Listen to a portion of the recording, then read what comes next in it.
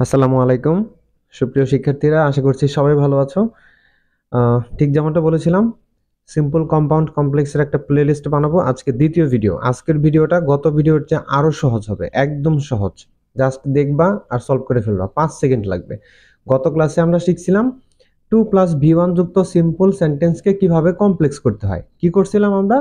Just 2 এর জায়গায় বসাইছিলাম so that plus subject plus can code, আর কোনো পরিবর্তন কিন্তু করি নাই, সাথে সাথে হয়ে গেছিল কমপ্লেক্স। আজকে আমরা শিখবো যে কিভাবে সো দ্যাট যুক্ত কমপ্লেক্স বাক্যকে সিম্পল করা যায়।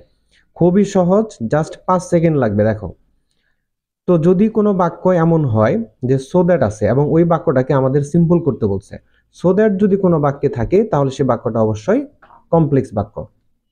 তো সো দ্যাট যুক্ত বাক্যকে কমপ্লেক্স করার জন্য আমরা কি করব? এই যে বাক্যের ঠিক যেখানে সো দ্যাট আছে, বাক্যের ঠিক যেখানে সো দ্যাট আছে সেখানে বসাই দিব টু। বাক্যের ঠিক যেখানে আছে সো দ্যাট সেখানে টু বসাবো, এবং সো দ্যাট থেকে শুরু করে কুড বা ক্যান কুড পর্যন্ত আর কি, so that plus subject plus can বা কুড, এই অংশটুকু বাক্য থেকে বাদ দিয়ে দিব। তাহলে কি বুঝলাম?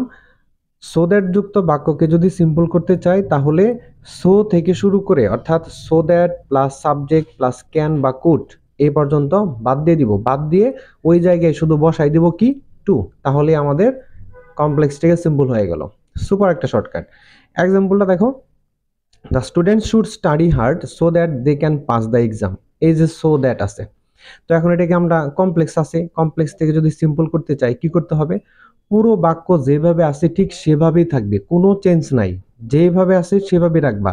জাস্ট এই সো দ্যাট, অর্থাৎ এই যে সো এবং দ্যাট, এই জায়গায় আমরা বসাবো কি? টু। এবং সো থেকে শুরু করে এই যে ক্যান পর্যন্ত এই অংশটুকু আমরা বাদ দিয়ে দিব।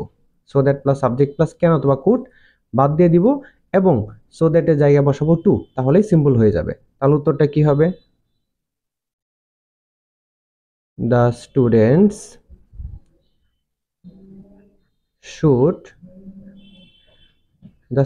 should study hard। এই সো দ্যাটের জায়গায় বসাই দিব টু, এবং সো দ্যাট থেকে, সো থেকে শুরু করে ক্যান পর্যন্ত বাদ, তাহলে বাদ দিলে কি থাকে? পাস। তারপর থেকে আমরা লিখে দিব পাস দা এক্সাম। এই হয়ে গেল সিম্পল। সো এরকম ভাবে একদম খুব সহজে একটা ট্রিক্সের মাধ্যমে তোমরা কমপ্লেক্স থেকে সিম্পল করতে পারবা।